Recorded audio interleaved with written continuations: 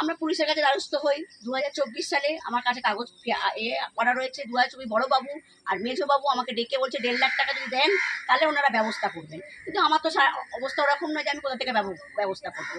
আগে আবার এখনকার পুলিশ আমাকে আশ্বাস দিয়েছে যে হবে।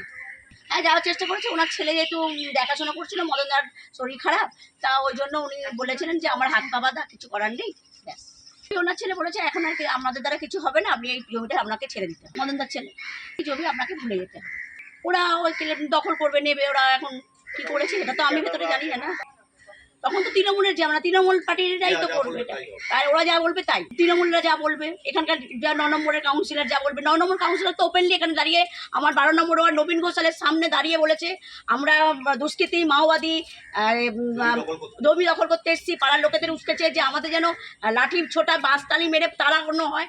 যদি ফ্রিতে যদি কেউ বাচ্চারা যদি পার্ট পেয়ে যায় সে কি সই দেবে না? আছে তো অবশ্যই তারা সই দেবে। রেজিস্ট্রি করে আমাদের জমি কেনা চমকেই রয়েছে। কখন আবার কি ঝাল এসে পড়ে, কারণ বাজারে তো এরা তো আমাদের বকুন আছে, বাচ্চু আছে, বসন্ত আছে, এখানে এমন বাজে বাজে ভাষা বলে। আমরা যে আগেরবারও এসেছিলাম, আমাদেরকে আগেরবারও হাজিরা বাবুর সামনে আমাদেরকে তারা করেছে। মানে এখানকার এরকমই, এটা এরকম আমরা অভিজ্ঞ সাহস আছে, আমাদের বলেছে, আশ্বাস দিচ্ছে। সব পার্টিরাও, বিজেপি পার্টিরা প্রত্যেকজন আমাদের বলেছে যে আমরা আছি স্থিতির সাথে। আপনার জমি আপনি মুখ্যমন্ত্রী আমার কাছে দাবি যে আমার জমি যেন আমাকে ফিরিয়ে দেওয়া হোক। আমি সেখানেও জনতার দরবারেও যেতে চাই, মাননীয় শুভেন্দু অধিকারীর কাছে আমি যেতে চাইছি যেন আমার জমিটা আমাকে ফিরিয়ে দেওয়া হোক। আমার স্বামী প্রতিবন্ধী, আমরা ইলেকট্রিকের কাজ করি, একটা ভাড়া বাড়িতে থাকি।